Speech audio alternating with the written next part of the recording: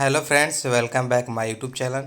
जैसा कि हम लोग मनोविज्ञान पढ़ रहे थे और इसमें हम लोग अभ्यास 4 तक पढ़ लिया था। आज हम लोग अध्याय 5 पढ़ेंगे, जो है कि बाल्यावस्था में विकास। तो चलिए आज का हम ये वीडियो शुरू करते हैं। बाल्यावस्था का समय काल है 6 से 12 वर्ष तक। बाल्यावस्था को 2 वर्गों में बांटा गया है।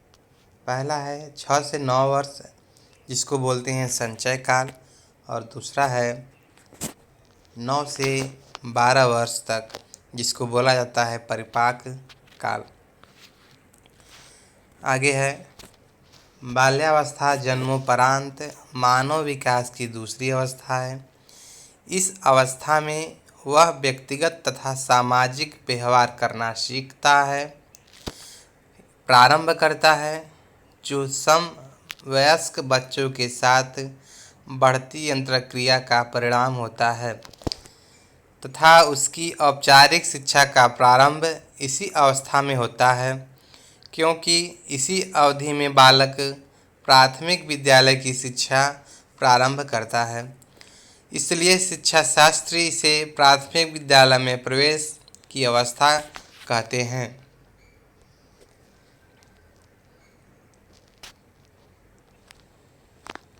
इस अवस्था में बालक में स्फूर्ति अधिक होती है, इसलिए इसे स्मार्ट या स्फूर्ति अवस्था कहते हैं, क्योंकि वह खेल कूद में अधिक रुचि लेता है।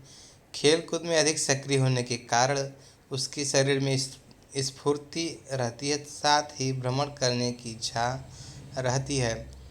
कुछ शिक्षा शास्त्री इस अवस्था को डर्टी एज, गंदी अवस्था भी कहते हैं, क्योंकि खेल कूद में से उसका वस्त्र सदैव गंदा होता रहता है और वस्त्र के प्रति लापरवाह रहता है।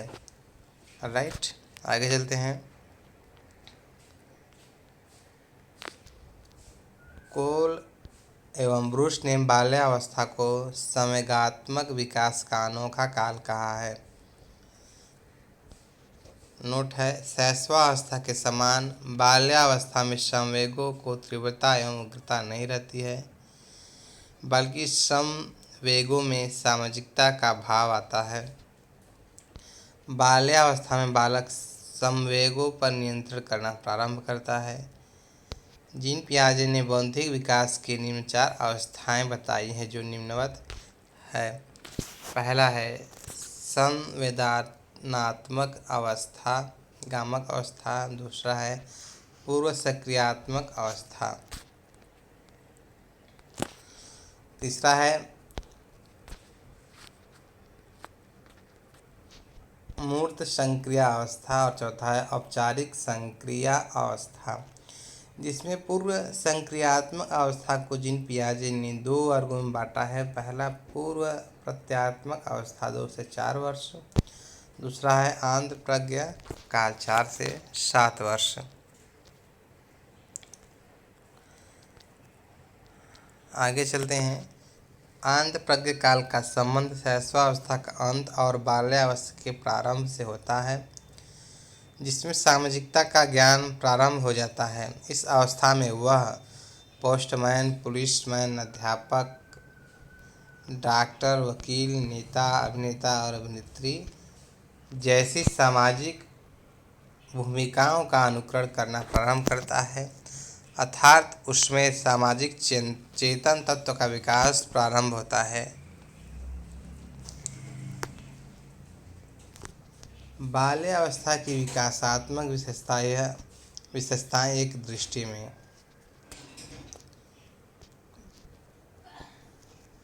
पहला है शारीरिक विकास प्रारंभ में तीव्रता, परिपाक काल में स्थिरता के साथ विकास, मानसिक योग्यता में वृद्धि, स्मरण, तर्क शक्ति, प्रत्यक्षीकरण। इस अवस्था में मानसिक विकास की वृद्धि होती है। जिज्ञासा की प्रबलता, इस अवस्था में बालक क्यों और कैसे का प्रश्न करता है, यानी उसके अंदर जिज्ञासा की इच्छा होती है। अगली विशेषता है अवस्था की आत्मनिर्भरता की भावना, रचनात्मक कार्यों में रुचि, सामाजिक तथा नैतिक गुणों का विकास। आगे है सामाजिक प्रवृत्ति की प्रबलता, बहिर्मुखी व्यक्तित्व का विकास, संग्रह की प्रवृत्ति। इस अवस्था में बच्चे बालक वस्तुओं का संग्रह करते हैं, जैसे गोटियां बिनना, गुड्डा इकट्ठा करना, इस तरह की सारी क्रियाएं करते हैं। आगे है काम प्रवृत्ति की न्यूनता, रुचियों में परिवर्तन। इस अवस्था में बालक में रुचि में परिवर्तन होता है। उसके बाद अगला है बाल्यावस्था में शारीरिक तथा मानसिक विकास में स्थिरता आ जाती है, चंचलता कम हो जाती है। राष्ट्र ने बाल्यावस्था को मिथ्या परिपक्वता का काल कहा है। राइट, आगे चलते हैं। मानसिक योग्यता में वृद्धि, जैसे कि संवेदनशीलता, स्मरण शक्ति, तर्क, प्रत्यक्षीकरण में वृद्धि, जिज्ञासा की प्रबलता। बाल्यावस्था में बालक क्यों और कैसे का प्रश्न अधिक पूछता है। राइट, आगे चलते हैं हम लोग।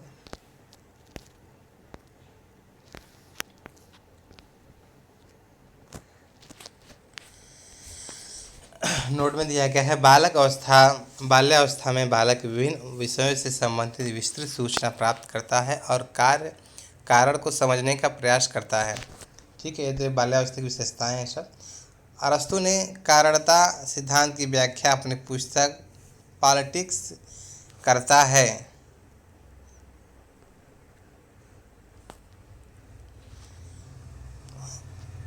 यहाँ से पर थोड़ा सा कट गया है, पॉलिटिक्स में व्यक्त करता है।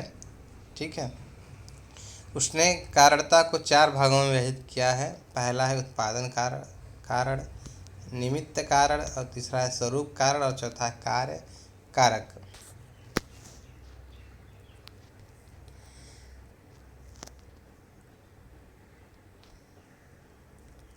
आगे है शैशवावस्था में बालक अंतर्मुखी बना रहता है, जबकि बाल्यावस्था में बालक वाह केंद्रित होता है। वह बाहर के नाना प्रकार के विषयों में रुचि लेने लगता है। जीन पियाजे ने मूर्त संक्रियात्मक अवस्था में बच्चा का बहिर्मुखी होता है।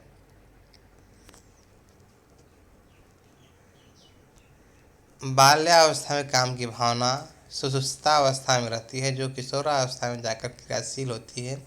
इस अवस्था में बालिका में सखी भाव और बालक में सखा भाव का विकास होना प्रारंभ होता है। बाल्यावस्था की उत्तरावस्था में बालक में निरुद्देश भ्रमण करने की इच्छा रहती है, इसलिए शिक्षा व्यवस्था में पर्यटन और स्काउटिंग को महत्व मिलना चाहिए। ठीक है, यानी हम इस पाठ के माध्यम से सीख सकते हैं कि जो बाल्यावस्था होती है इसमें बच्चों की इतनी सारी विशेषताएं होती हैं, और इस आधार पर अगर उनको शिक्षित करें तो उनको शिक्षा लेने में रुचि भी होगी और अच्छी तरह से हम उन्हें समझा भी सकते हैं। एक अच्छी शिक्षा पद्धति के माध्यम से हम उनको शिक्षित कर सकते हैं। आगे चलते हैं। कार्लसनिक का मत अर्थातः सत्य है कि सामूहिक और शारीरिक शिक्षा प्राथमिक विद्यालय के पाठ्यक्रम के अभिन्न अंग होना चाहिए। प्लेटो भी स्पार्टा के शारीरिक शिक्षा से प्रभावित था। प्लेटो भी चाहता था कि एथेंस की बौद्धिक शिक्षा में स्पार्टा की शारीरिक शिक्षा का समन्वय हो, तभी एथेंस नगर राज्य का विकास होगा।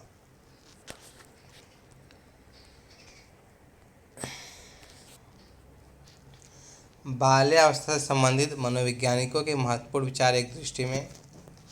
पहला है कोल एवं ब्रुश का मत है कि बाल्यावस्था संवेगात्मक विकास का अनोखा काल है। स्टेनहाल कहते हैं कि बालकों के खेल उन कार्यों की पुनरावृत्ति है जो सृष्टि के प्रारंभ से उनके पूर्वज करते आ रहे हैं। कालग्रुश का मत है कि खेलों के द्वारा बालक अपने भावी जीवन की तैयारी करता है। स्टेन का मत है कि ऐसा शायद शायद ही कोई खेल हो जिसे 10 वर्ष के बालक खेलते ना हो।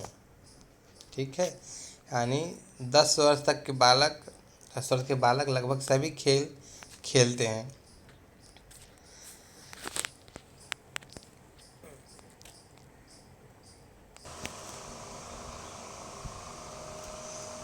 बाल्यावस्था में शारीरिक विकास।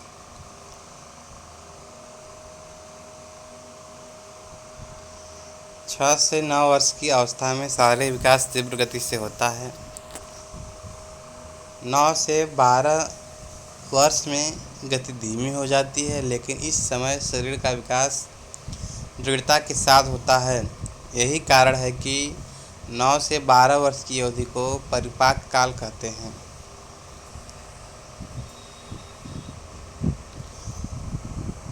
लंबाई कितनी होती है? बाल्यावस्था में शरीर की लंबाई प्रत्येक वर्ष 5 से 7 सेमी की गति से बढ़ता है। इस प्रकार संपूर्ण बाल्यकाल में 3 से 42 सेमी औसत लंबाई में वृद्धि होती है। बाल्यावस्था के अंत तक सिर का आकार प्रौढ़ावस्था के सिर के आकार का लगभग 95% हो जाता है। बाल्यावस्था में हड्डियों की संख्या 270 से बढ़कर 350 हो जाती है, क्योंकि मांसपेशियां हड्डी का रूप धारण की रहती हैं। बाल्यावस्था में स्थायी दांत 27 से 28 निकल आते हैं। बाल्यावस्था की विशेषताएं हैं। ठीक है, आगे चलते हैं।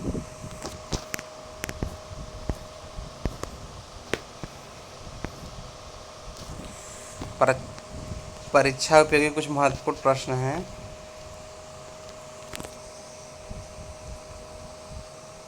संग्रह करने की प्रवृत्ति किस अवस्था में पाई जाती है? उत्तर क्या हो जाएगा? बाल्यावस्था। नेक्स्ट है, वस्तुओं के संबंधों को जानने का प्रयास बालक किस अवस्था में करता है? बाल्यावस्था में। प्राथमिक विद्यालय में प्रवेश की अवस्था किस अवस्था को कहा जाता है? तो इसका भी उत्तर क्या हो जाएगा? बाल्यावस्था। कौन सी अवस्था में बालक क्यों और कैसे का प्रश्न करता है? तो उत्तर क्या हो जाएगा? बाल्यावस्था। नेक्स्ट क्वेश्चन है, पूर्ण विकसित मस्तिष्क का कितना प्रतिशत बाल्यावस्था में तैयार हो जाता है? उत्तर क्या हो जाएगा? 95%। बाल्यावस्था में प्रत्येक वर्ष शरीर की लंबाई लगभग कितनी वृद्धि होती है? 5 से 7 सेमी बाल्यावस्था में शरीर की लंबाई में वृद्धि होती है। एक दृष्टि में उपयोगी कुछ क्वेश्चन है, हेडलाइंस है। पहला है, बाल्यावस्था में सामाजिक गुणों का विकास होता है, जैसे सहनशीलता, आज्ञाकारिता, सद्भावना, परस्पर सहयोग इत्यादि। बाल्यावस्था में सामूहिक खेलों में रुचि अधिक होती है। नेक्स्ट है, बाल्यावस्था में भाषा में रुचि अधिक होती है। अगला है, शैक्षिक दृष्टि से बाल्यावस्था बालक के निर्माण की अवस्था है। आगे है, बाल्यावस्था में शिक्षा का स्वरूप ऐसा होना चाहिए जिससे वह स्वयं क्रिया एवं खेल द्वारा अर्जन कर सके। बाल्यावस्था में शिक्षा का स्वरूप यथार्थवादी होना चाहिए। उसके बाद आगे है, क्रिया एवं खेल पर आधारित शिक्षा विधि निम्नवत है, जैसे मॉन्टेसरी शिक्षण विधि, प्रोजेक्ट शिक्षण विधि जिसको दिया था डाल्टन शिक्षण विधि ने। उसके बाद किंडरगार्टन बेसिक शिक्षण विधि। ठीक है, आगे है, बाल्यावस्था के मानसिक एवं सामाजिक विकास हेतु सह पाठ्यक्रम क्रियाओं की व्यवस्था होनी चाहिए, जैसे भ्रमण यानी प्रकृति निरीक्षण, उसके बाद सरस्वती यात्राएं, नाटक एवं सांस्कृतिक कार्यक्रम इत्यादि। ठीक है दोस्तों, आज के लिए इतना ही।